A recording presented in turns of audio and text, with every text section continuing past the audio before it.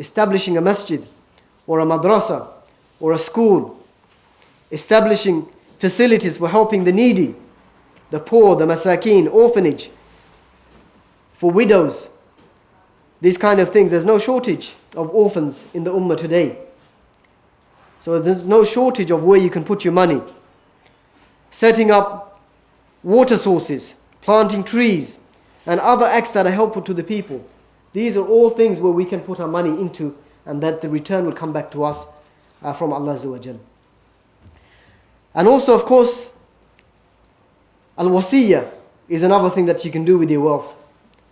That leave a wasiyah after you've gone. That part of your wealth can go to one of these causes that I've just mentioned.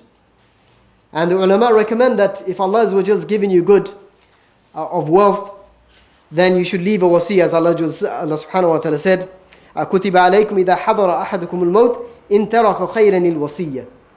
That is prescribed, written for you, that if death comes to you, that you should, and you leave khair, leave some good wealth, that you should have a wasiyah. You should write a will. A wasiyah in which you can leave up to a third of your wealth for these causes. Some of these causes that we mentioned. And this will continue to benefit you. You will reap the rewards of it on Yawm al-Qiyamah from Allah subhanahu wa ta'ala. And also let us revive this tradition of al-awqaf, which was a very strong tradition in the Muslim ummah in the early days, where through which madaris, universities, places of learning, orphanages were established through awqaf. People who left their wealth for the sake of Allah Azza wa Jal as a waqf, as an endowment. And this is a great way of leaving your wealth behind for the ummah. You benefit. You have a piece of land, leave it as a waqf. You have some wealth, leave it as a waqf. You have a house or a property, leave it as a waqf, as a school, as a masjid or something. And everything that happens in this place, you will get the benefit of it. And it's reported, Imam Ibn Qudam rahimahullah mentions in Al-Mughni that Jabir radiallahu anhu, he says that لم يكن أحد من أصحاب النبي صلى الله عليه وسلم ذو مقدرة أو ذو مقدرة إلا وقف. He said that there was no one from the Sahaba Rasulullah sallallahu alayhi wasallam who had the ability, meaning they had some wealth, except that they left a waqf. They left an endowment for the sake of Allah Azza wa Jal.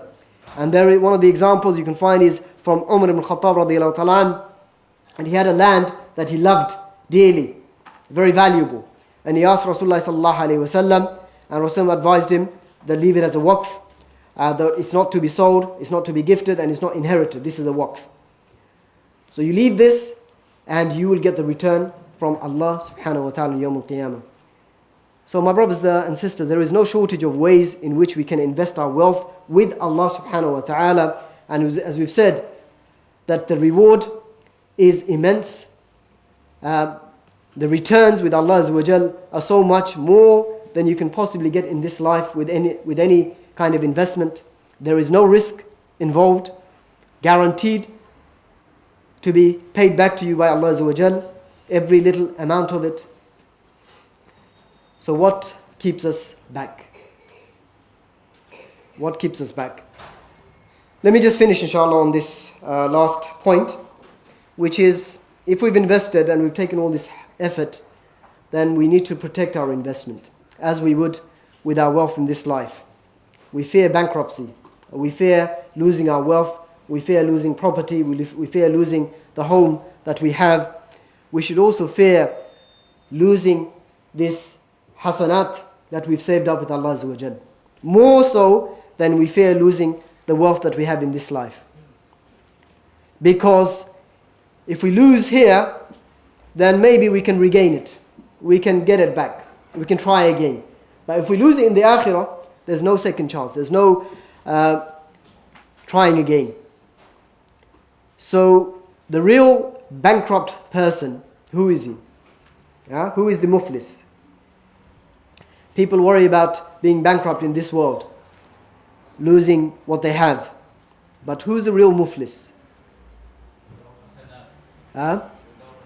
Yes, the one without hasanat in Yawm al-Qiyamah. Rasul said in the hadith, أَتَدْرُونَ مَنِ الْمُفْلِسِ?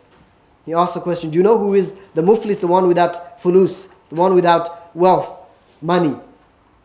And the Sahaba, they answered, قَالُوا الْمُفْلِسُ فِينَا مَنْ لَا دِرْحَمَ لَهُ وَلَا مَتَاعٍ. This is the natural response if you ask people, who's the one who's bankrupt? They'll say the one who's got no money, the one who's got no property. That's what the Sahaba said. But Rasul said, قَالْ إِنَّ الْمُفْلِسَ مِنْ أُمَّتِي.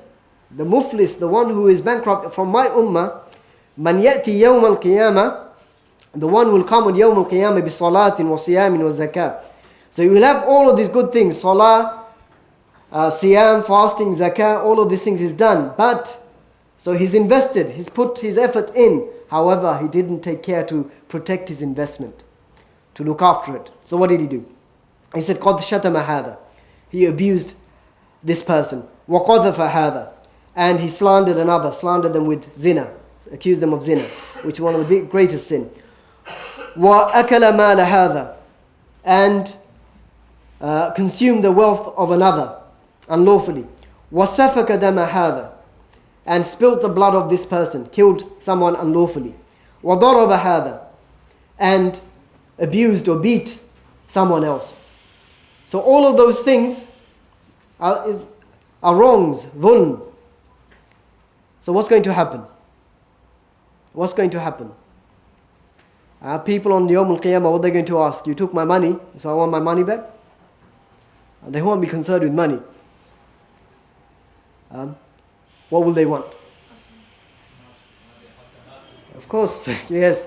They're going to want that saving that you have. They want that. That's going to be the most valuable thing on Yawm al-Qiyamah. They won't be concerned with the money that they took. Perhaps they may even be pleased that you done them this wrong, so that now they can take back this from you. Okay, so what did Rasul say? He said, فَيُعْطَى هَذَا مِنْ حَسَنَاتِهِ. So all of these people that he did wrong to, they will be given from his savings, from his hasanat. So this one's going to be given from his hasanat. وَهَذَا مِنْ حَسَنَاتِهِ. And the other one from his hasanat. Eventually, it's going to run out. So what's going to happen after that? فَإِذَا فَنِيَتْ حَسَنَاتُهُ قَبْلَ أَنْ يُقْضَى مَا عَلَيْهِ أُخِذَ مِنْ خَطَايَاهُمْ فَطُرِحَتْ عَلَيْهِ. So now, he gets there. So if his hasanat now run out, this is the real muflis. He is now bankrupt of his good deeds. But he's not finished. There are still wrongs that need to be addressed. So their evils, their sayyi'at are now going to be taken from them and put on him. And then ثُمَّ طُرِحَ فِي النَّارِ. أعوذ بالله. And then he's going to be thrown into the fire. Then he's going to be thrown into the fire.